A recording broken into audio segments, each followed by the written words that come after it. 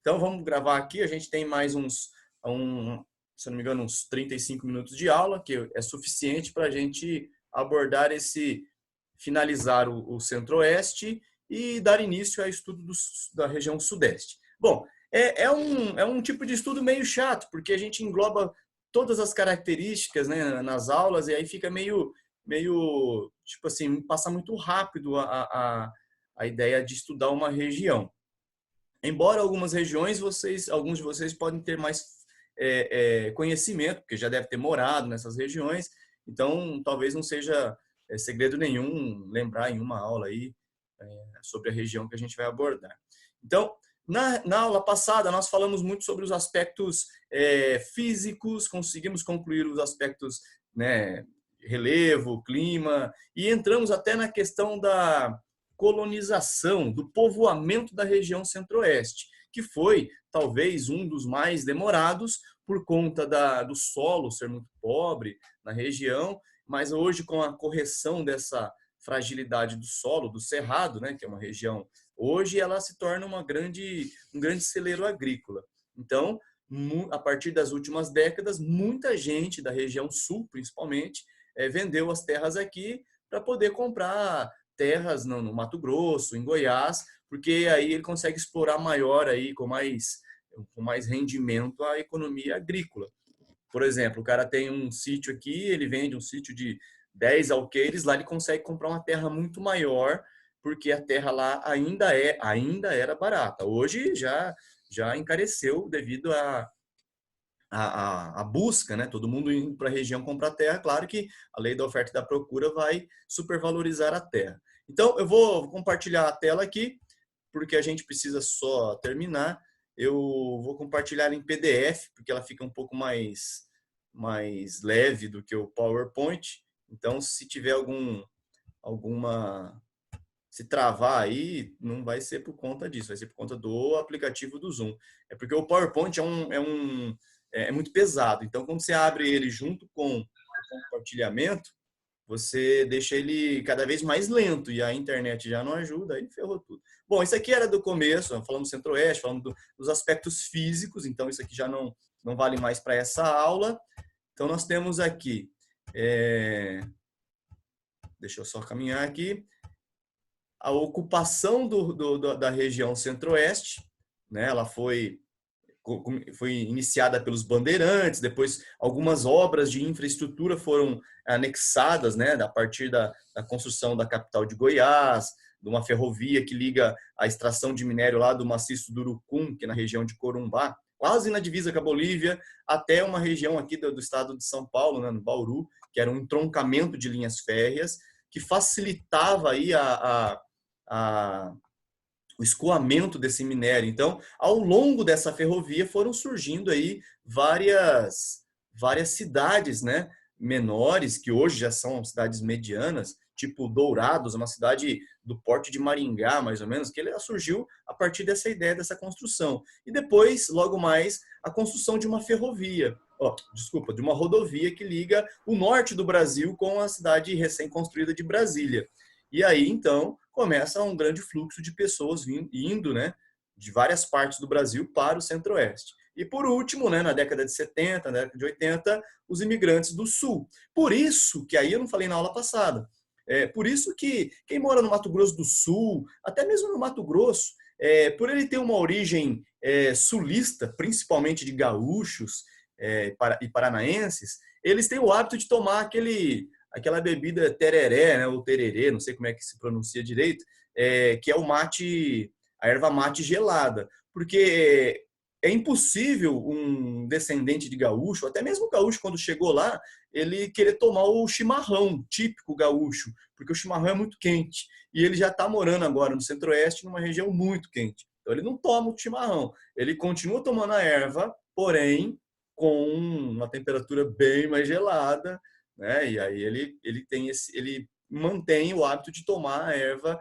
porque ele diz que é saudável. Só que tem uns Nutella aí, galera, vou falar aqui de boa, tá? Tem uns Nutella que toma o tereré com suquinho tangue de limão, para com isso, velho. Você vai representar as raízes, toma com, né, um natural, né, velho? É mais da hora, assim. Bom, então aqui é tudo que a gente estava falando na aula passada. E aí, só para finalizar, né, como a região centro-oeste teve um avanço muito grande nessa condição da exploração da agricultura, então a fronteira agrícola brasileira ela teve uma expansão, ou seja, o que antes não chegava até o cerrado, né, ela teve uma grande expansão. Então, eu vou só pegar uma ferramenta aqui para ficar mais visível aí para vocês. Ó. Então, antigamente, a agricultura ela estava atrelada aqui na região sudeste e na região sul. Depois, na década de 70, quando começaram a desbravar aí as terras agricultáveis dessa região, em Goiás, em Mato Grosso, aí o bagulho ficou louco. O pessoal começou a invadir mesmo. Então, nós chamamos isso de fronteira agrícola.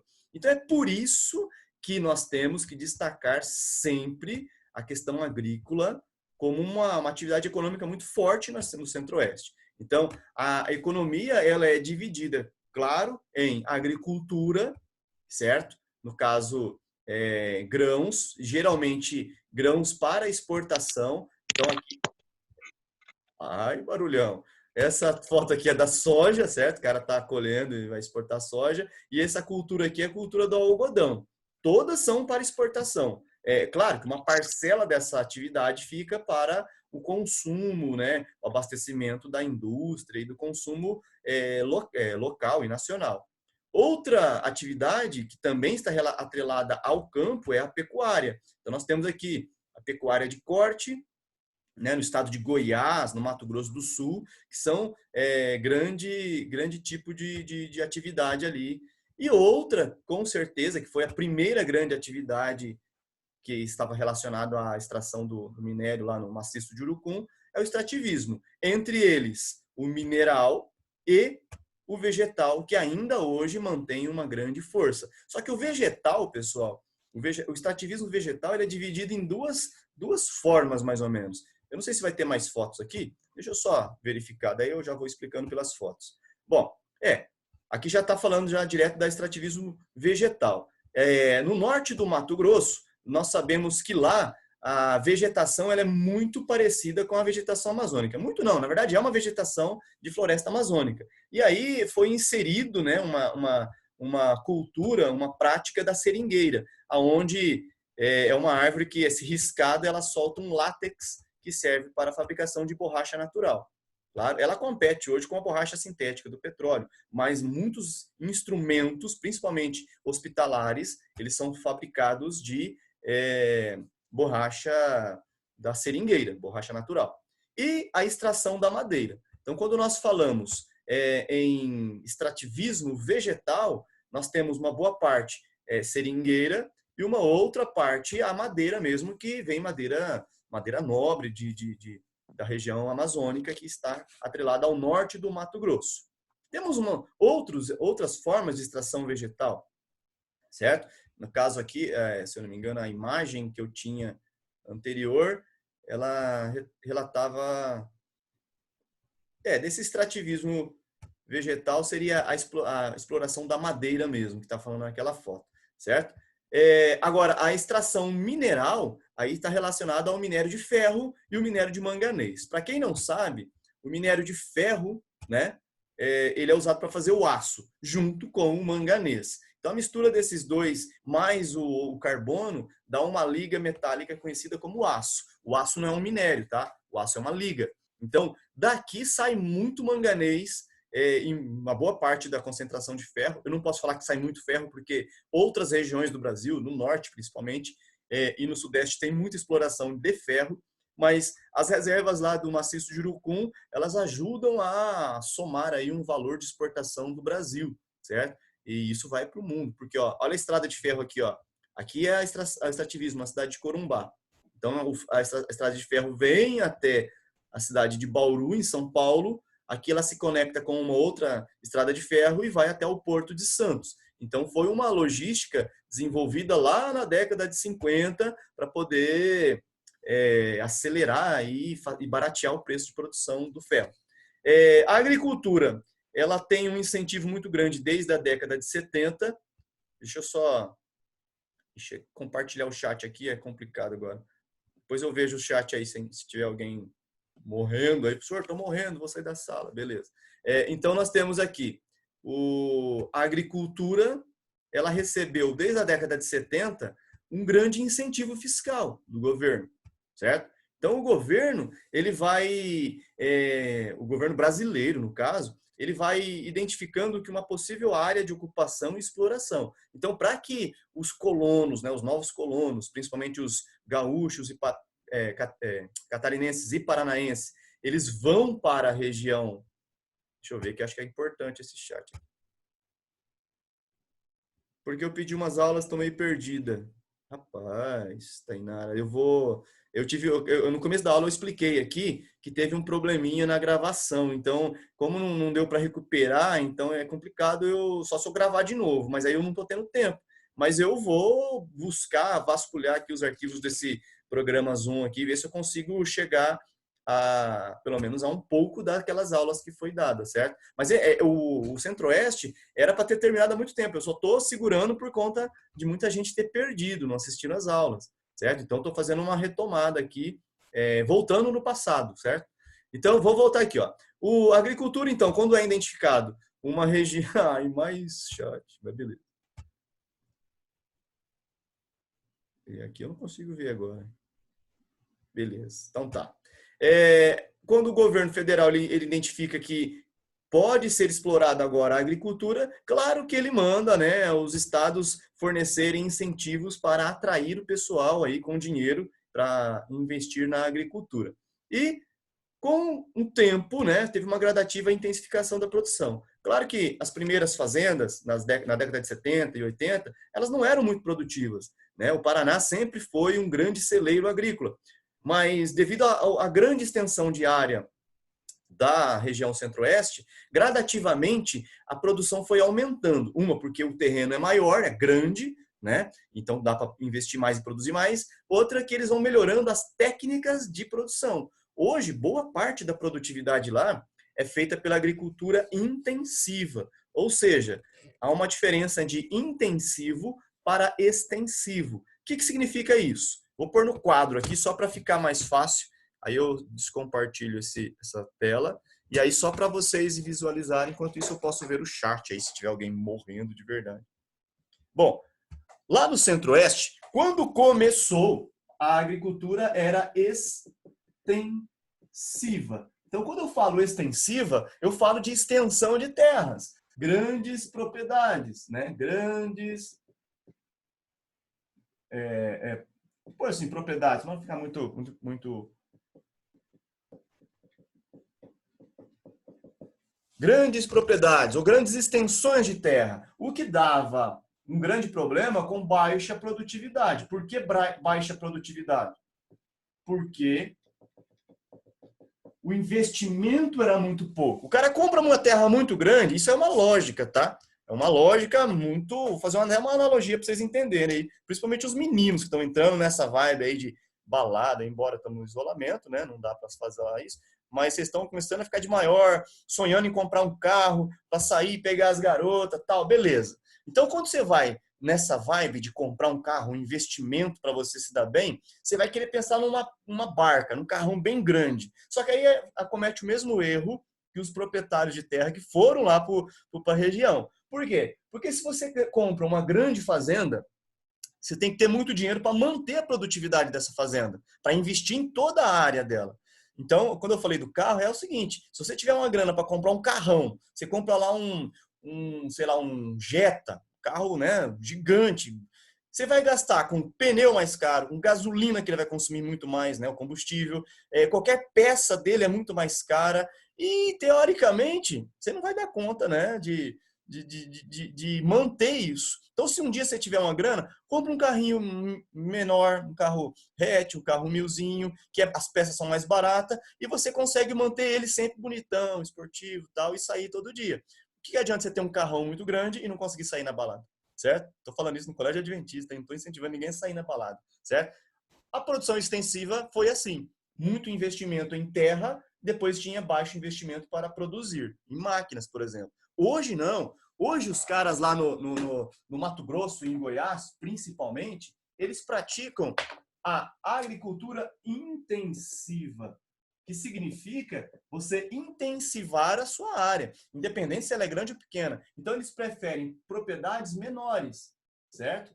Propriedades menores, menores terras, vamos por assim, para ficar mais rápido, e aí mais investimento em tudo que relaciona a agricultura. Ou seja, o cara compra mais sementes melhores, ele compra mais adubo, ele compra mais máquinas. Por quê? Porque ele gastou menos dinheiro com a terra. Só que, no final das contas, a produtividade da agricultura intensiva é bem maior, certo? Então, não há o que comparar. O Paraná sempre foi intensivo, por isso que ele ainda é um celeiro agrícola, mas logo, logo perde o posto, porque a região centro-oeste vai dominar tudo, ela é muito grande e não tem como competir com essa região. Já está a maior produção em tudo. Então aqui, né, algodão, nós temos as agroindústrias, a produção do milho, que também está ficando muito forte, embora o Paraná ainda é o maior produtor de milho, a soja, ok? Então nós temos aí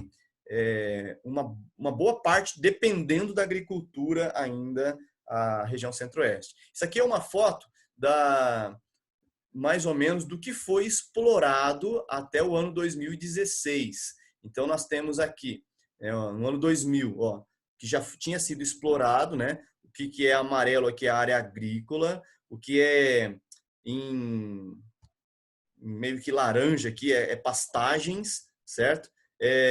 Depois temos essa parte mais clarinha aqui, é tudo que foi ocupado em regiões de florestas, né? Que eles estavam fazendo meio que uma mistura aí para poder explorar cada vez mais, chegar perto da floresta, ficar um pouco, depois desmatar, e ainda o que sobra de cobertura vegetal aqui no norte do Mato Grosso, né? Percebe?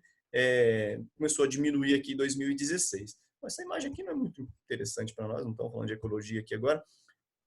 Quando for falar, a gente tem que destacar mais isso. A pecuária, então, ela também segue aquele mesmo modelo, né?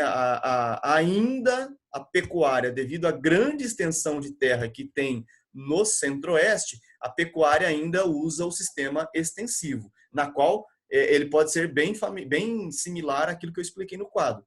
Extensivo é grande área. Então, ainda o gado lá é extensivo, certo? Um dia, pode ser que devido ao custo da produção, eles diminuem a área e criam o gado agora confinados em áreas menores. Só que daí tem uma grande diferença. O gado ele vai ter que comer ração, ele não vai se movimentar, ele vai ser um gado, né, mais, digamos, mais novo, ele vai ser abatido mais novo, porque ele vai engordar muito mais rápido, certo? E, teoricamente, a região centro-oeste possui o maior rebanho do país, com certeza.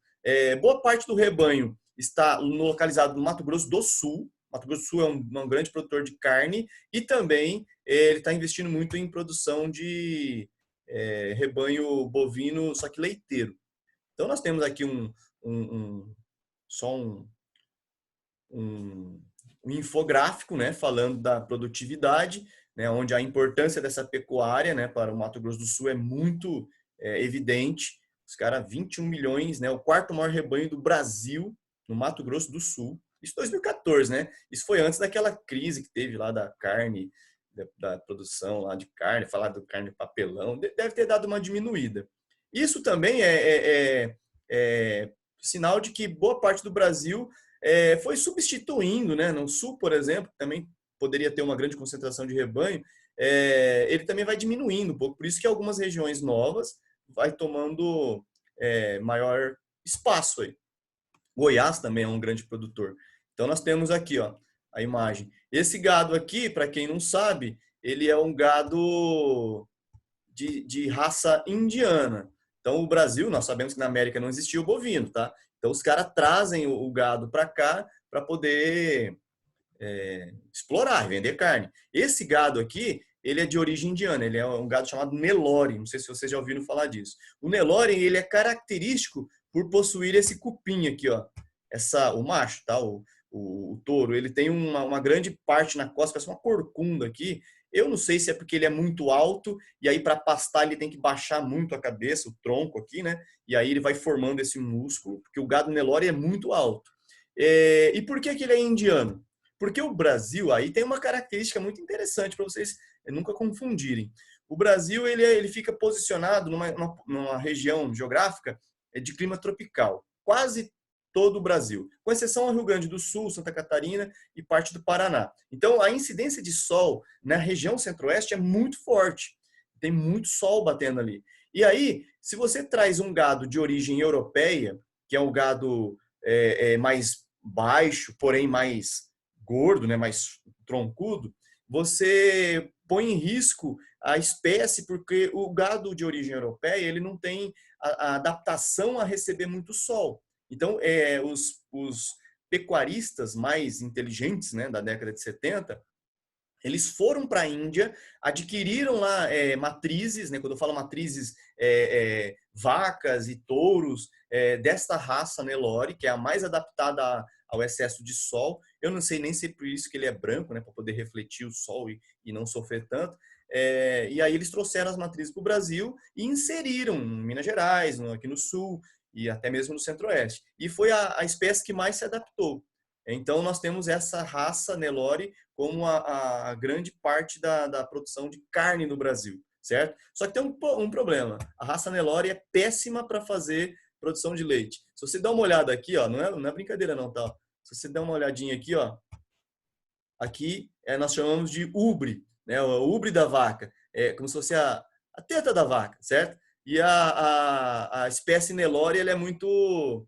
ela é pouco produtora de leite, ela produz muito pouco leite, e além de ser muito brava. Então, para ordenhar, para tirar o leite da vaca ali, a vaca Nelore não presta. Ela serve só para alimentar o filhote, sabe? Porque o melhor leite é tirado de espécies europeias. Vamos falar de indústria agora. A indústria na região, ela é uma indústria muito nova, ela é recente. Primeiro, a agricultura tem todos os méritos, né, de ter inserido ali, levado todo mundo para lá. Mas a indústria, ela é um setor que está em ascensão devido a esta parte da indústria, o setor agrícola voltado para o alimentício. O beneficiamento de alguns produtos do campo, vou dar um exemplo. Por exemplo, o óleo de soja, né? O óleo de soja ele é um subproduto da produção da soja, do beneficiamento da soja. Então, para você exportar a soja, você exporta a soja melhor. O que sobra, eles vão triturar e fazer o óleo para a gente produzir. Então, nada melhor do que produzir esse óleo perto da matéria-prima, perto da fonte, porque daí eu evito ficar transportando isso. Então, o Paraná também é uma grande região que tem cooperativas de beneficiamento dessa soja. Mas isso é só um exemplo. Outra coisa, o estado de Goiás, devido ser uma grande região de pecuária de corte, ela também tem um investimento nos subprodutos dessa pecuária. Por exemplo, o couro, então não é alimento, mas o couro serve para atender o mercado de sapatos, certo?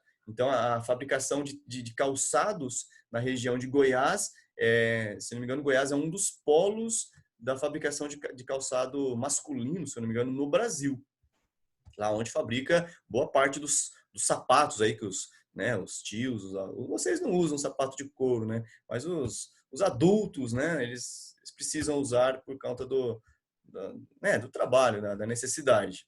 Os pastores, né? Vamos pensar assim. Então aqui, ó, um exemplo que eu acabei citando, além, né, da soja e outras coisas ali, é a produção de carnes. Aqui é a produção de aves, certo? Suínos, carne beneficiada dos bovinos, né? Então eles exploram muito essa fabricação, essa agroindústria. E também do tecido. Se os caras são grandes produtores de algodão, por que não também fabricar os tecidos e investir na indústria de confecção da região? Ok?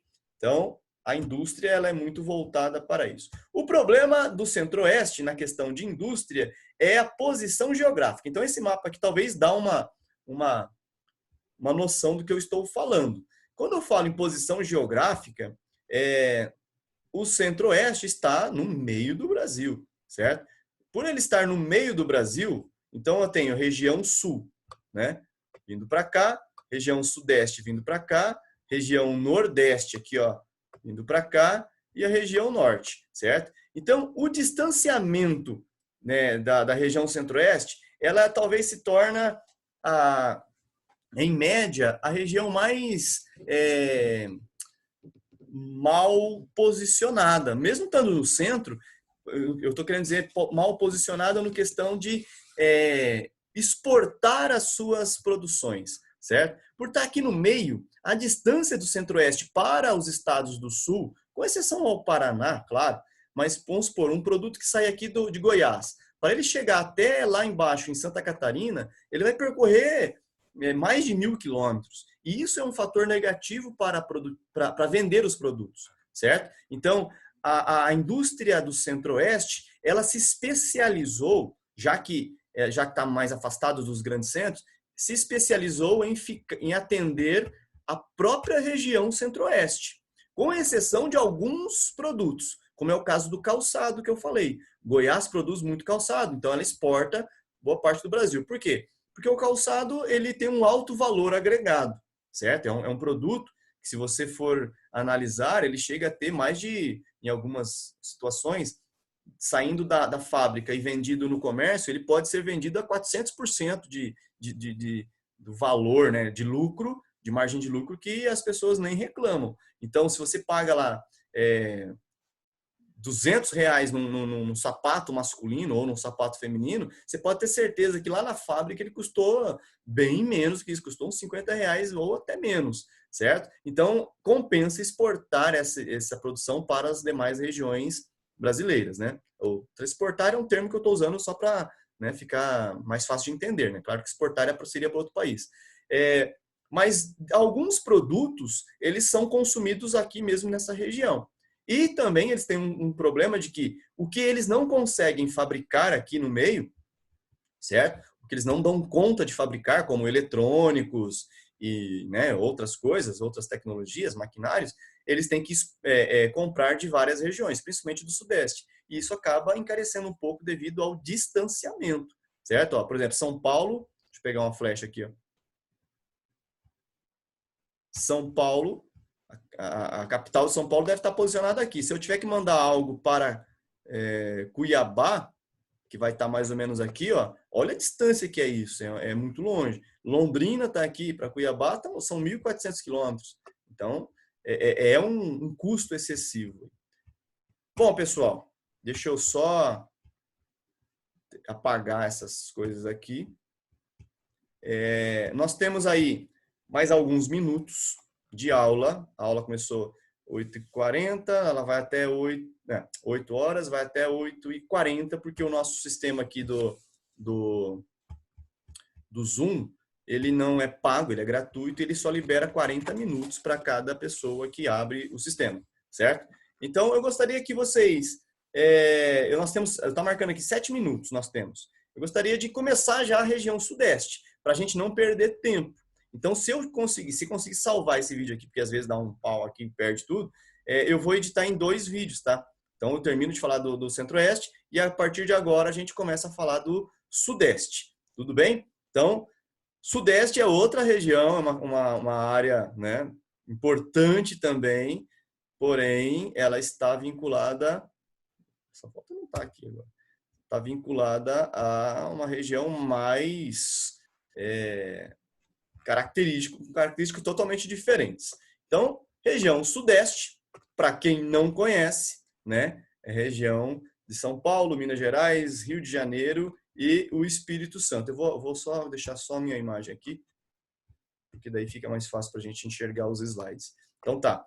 Então, Minas Gerais é o maior estado, né? São Paulo, segundo maior estado, Rio de Janeiro e Espírito Santo são os menores. Consequentemente, Minas Gerais tem o segundo lugar em população. São Paulo, claro que é o mais populoso. E a região Sudeste é uma região muito antiga, já explorada há muito tempo. Por isso que ela tem esse nível de desenvolvimento, né? E nós temos aqui várias cidades de médio a grande porte, né? As duas maiores metrópoles, as duas metrópoles nacionais estão aqui nessa região. No caso é Rio de Janeiro e São Paulo. Belo Horizonte ainda não é uma metrópole nacional, mas com certeza é uma grande metrópole regional, certo? Uma metrópole que pode Aqui tá falando assim, ó, esse mapa é meio maluco, ó, metrópole global. No estudo de urbanização, metrópole global ela não vale, tá? Então aqui para nós, São Paulo, que tem essa estrelinha, Rio de Janeiro, são as metrópoles nacionais, certo? Depois, Belo Horizonte, Campinas, Vitória, são metrópoles regionais. Depois que eu tenho centro regional, aí eu tenho cidades menores. Tudo bem? Então, esse mapa aqui ele ficou meio... Pega da internet, né? Esse jeito das coisas meio... E aí, para quem não conhece, né, tem várias opções aí para você entender que, claro, que a região mais desenvolvida, região talvez com grande conteúdo histórico, né, no caso da exploração, da colonização, tem várias cidades aqui que são históricas, no caso Mariana, Ouro Preto. Deixa eu só ir acompanhando para vocês aqui, porque isso aqui vale destacar. Ó. Mariana, com certeza, uma cidade histórica, olha o tipo de construção das igrejas. Ouro Preto, idem, né? Poços de Caldas não é tão histórica assim, mas ela também tem uma... Rio de Janeiro já foi capital do Brasil e é uma cidade turística, assim como Vitória. Então, galerinha, para quem não conhece, meu, Sudeste é essencial. Bom, a área do Sudeste ela quase atinge 1 milhão de quilômetros quadrados. O Brasil, lembrando, que tem 8 milhões e meio. Então, há uma área que não é muito grande, né? 1 milhão de quilômetros quadrados não dá nem, né, metade da metade do Brasil. Não seria nem isso.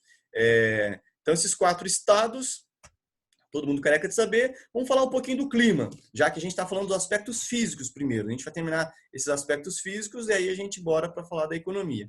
Então, o clima na região ela pode ser predominante um clima tropical. Aonde que esse clima tropical? O clima tropical ele está em algumas regiões, ó. No litoral, né, na Baixada, aqui fala Baixada Capixaba e Fluminense, mas tem uma Baixada Santista também, né? Aqui só fala Capixaba é do Espírito Santo, tá? É um termo usado para o Espírito Santo. Fluminense para do Rio de Janeiro. Mas nós temos uma região de Santos também. E também numa região setentrional. Quando eu falo setentrional, é região mais norte, certo? Então, clima tropical na região lá de Minas e também do oeste paulista. Aí, o que seria o clima tropical? O clima tropical ele é quente e úmido, certo? Com algumas variações, ó. No caso aqui dessa região setentrional, essas variações podem ser seca, uma época seca e uma época chuvosa.